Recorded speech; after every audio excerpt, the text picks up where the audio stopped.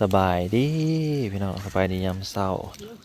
หนาวเลยเด้อหนาวแห้งเลย สบายดีเด้อพี่น้องหนาว หนาวปิงไผ่ทำกัน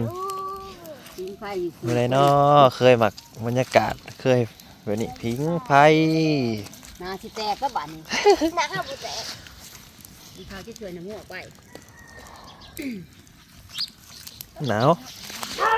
มันจะเห่าเลย ออกก็ลุกแห้งแล้วบึนอยู่ ก็อะไรวันนี้นักชาไปอยู่แล้ว มาพิงไผ่พี่น้องกันพี่จะสร้างขึ้นมาบางเทิงพี่แห้งบักวีโก้ออกเด้อไผ่ใหม่คนมึงเด้อ บักวีโก้ โอ้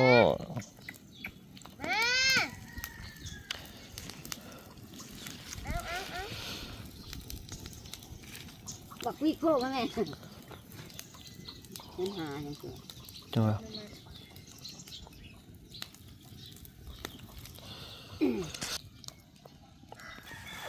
ต้นเลย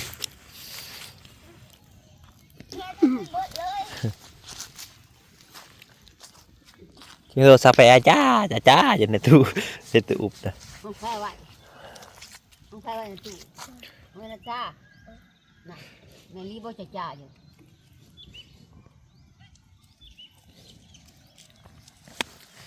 หนาว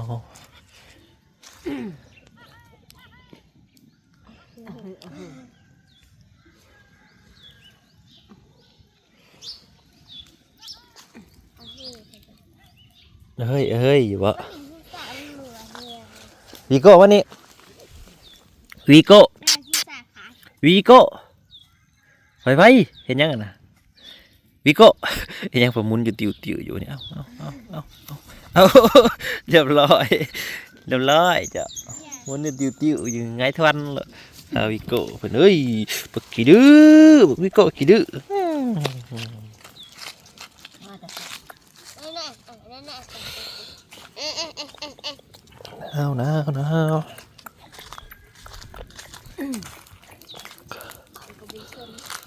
ล่าสุดเป็นเอาไว้สร้างแล้วแหละเห็ดบอนวางแทงน้ำเอาแทงน้ำขึ้นไปเทิงแล้วเดี๋ยวจะขึ้นไปเทิงแล้วเนี่ยเดี๋ยวจะขึ้นไปเทิงเบิ่งก่อน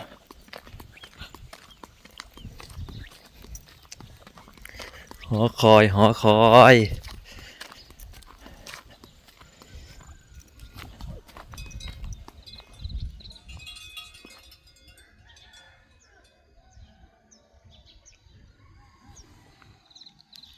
น้องเบิ่งก่อนพี่น้องเลยจะขึ้นได้ปะ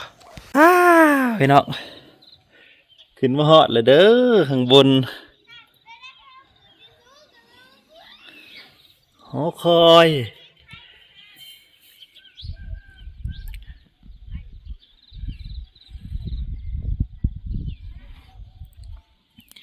เล็กจากเรือบ่เรือ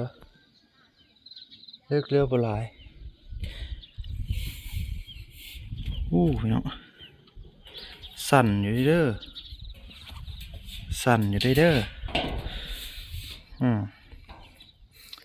โอ้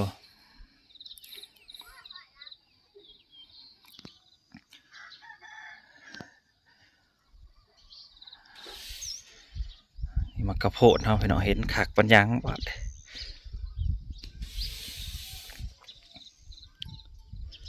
หอคอยแห่งน้ำโอ้สูงสมควรขึ้นมา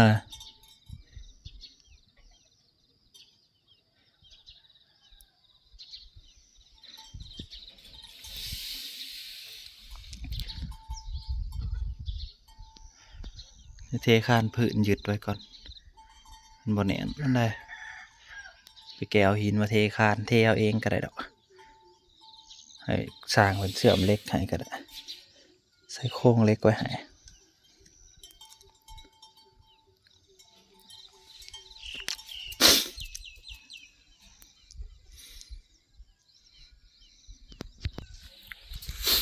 ป่าตัวสั่นสมควรได้พี่น้องเว้ย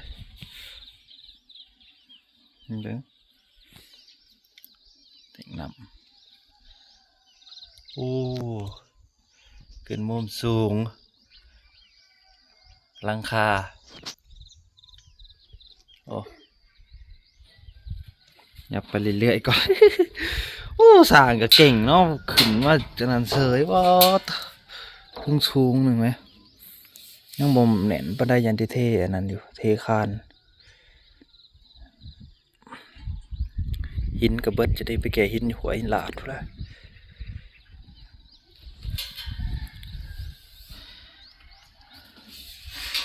เทคานเทคานเทคานหลุมพอแล้วมันจะสีหยุดเนี่ยอันนี้มันตีงกันนะอาจารย์สร้างขึ้นเฉยป้าแต่เก่งสมควรสร้างนะ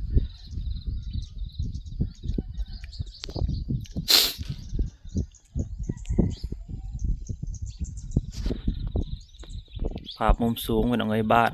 โคกน้องหน้าเนาะ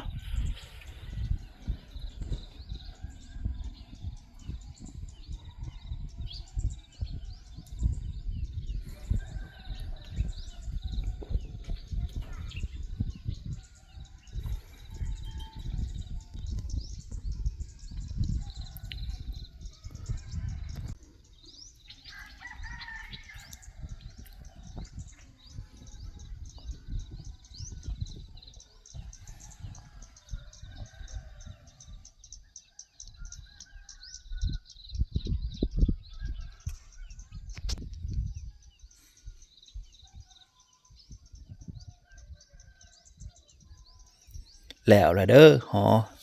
อคอยเรียกว่าแทงน้ำสูงเฮาเอ้าสูงอะลีเนี่ยลงไปกิบปิ่มเลย แล้วเ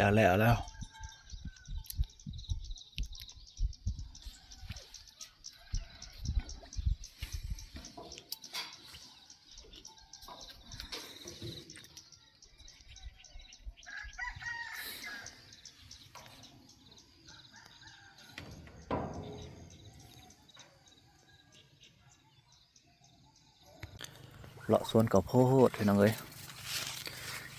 สวนข้าวโพดตัวมีแต่ฝุ่นใส่ไปหาฝุ่นมาใส่เติมอีกอยู่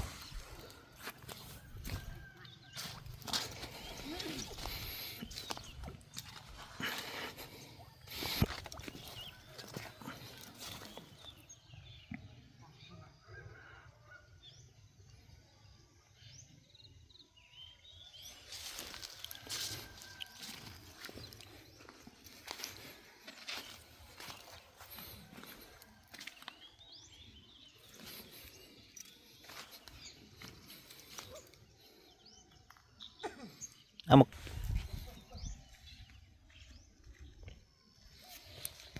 ปงหล่นเสียงนกยังได้หอกเท่านั้นอยู่น้อง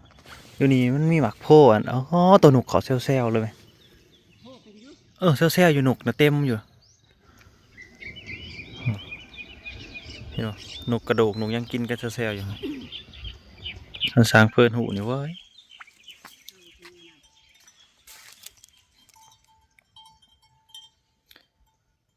ข้าวโพดผักสลัดก็กินมาไว้แล้วพี่น้องเต็มเลยมันจะไปไหลเอาท่ออันไปแทกเอาท่อจะเอาไปซื้อท่ออย่างไรเมื่อใส่แทงน้ำเขาน่ะอัปเดตต้นหมกม่วงครับเป็นอะไรเด้มันสิจับอยู่บ่นอหมากบ่นอเลยนะไดเนาะม่วงจะมกม่วงยังพี่น้องเอ้ยก็มาลุ้นน้ำกันเอามันสิจับหมากบ่แต่มันก็ใสๆอยู่ได้มันนี่ใสๆอยู่ได้เลยใสๆอยู่ล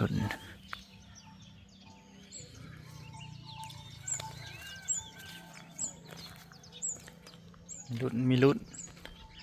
จับพอได้อันนั้นจะบ่จับจักหน่วยสองหน่วยก็ยังดีเนาะเส้นเขือแรก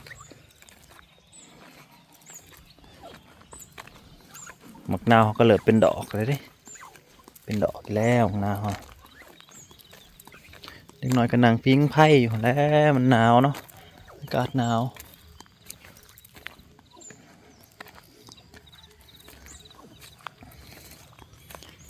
อียังเห็ดนี่นะบ่งเฮ้ยบ่งกินเบิดเลยใบมันนี่มันได้เรื่องเลยบ่งนี่มากินใบบักนาวหมดเลยนี่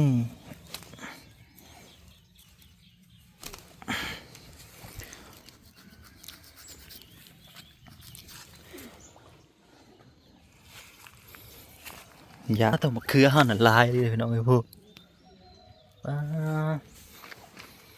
เครือลายอะไร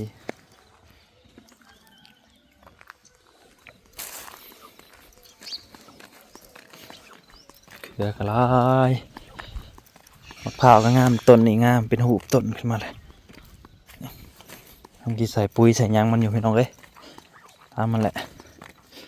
สร้างกันยังมาทันเก็บอุปกรณ์ดอกยังนี่ยังจะเห็ดห้าประตูให้อยู่นี่ประตูนี่ตัวนี้ก็ได้ใช่ไหมเห็ดห้าประตูตัวนี้ก็ได้อยู่ห้าประตูแล้วก็ใส่ตะข่ายโอเคสร้างมาพอละเหลืออยู่พี่น้องได้อยู่ประตูปิดนี่แหละ50ปิดไว้ปิดเขาออกนี่แบบว่าท่านว่าย่านท่านว่าใครเองออกมา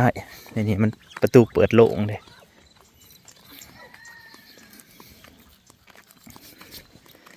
เลยเศษประตูบอลนี่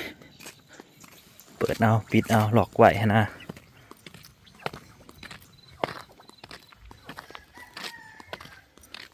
โอ้นกกระปีดบินเซลนกลายเลยเสียงสนั่นอยู่เอากินหมักโพซูมเบิ่งก่อนมันมีรีบพูนกกระแทกก็เพราะนกกระแทก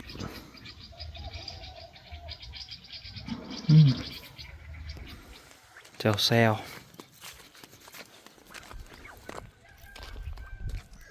ตะเว้นขึ้นแล้วพี่น้องนั่นเนี่ยมากับพ่อมาให้พี่น้องบรรยากาศบ้านเขาหยอกก็ดึกก็ถึกอยู่ผมเนี่ยผม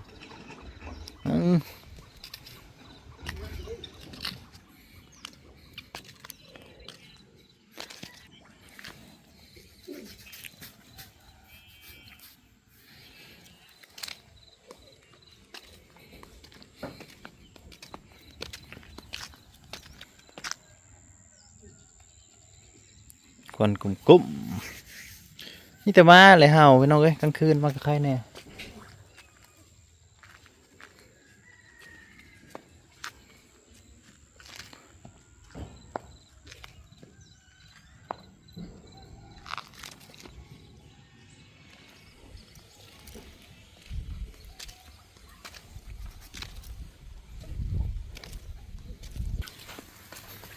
เบิ่งทางนี้พี่น้องเอ้ย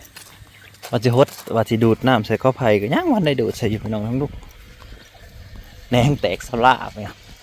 เริ่มอย่างแห้งอยู่ละถ้ามันมีน้ำกินนะมันใหญ่ไว้เพราะมันแตกตามตานะ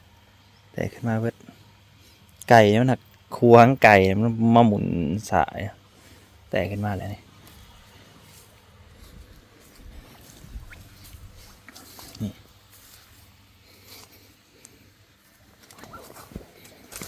เนี่ยพี่น้องมาเบิ่งเห็ดก่อนอ้าวไก่มันจะมาเห็ดจังสี่นี่ไข่มันยังมาลายเพราะว่ายับไปยับมาอยู่ประตุ่มเอาโบเบิร์ดเฮ็ดหน้าพี่น้อง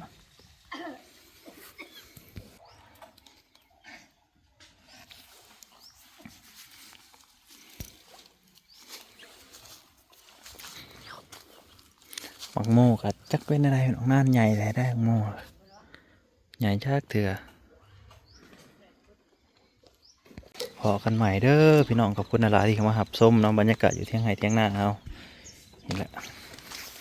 ขอบคุณทุกๆกำลังใจเด้อทุกๆคอมเมนต์เนาะทุกๆการรับชมพอกันใหม่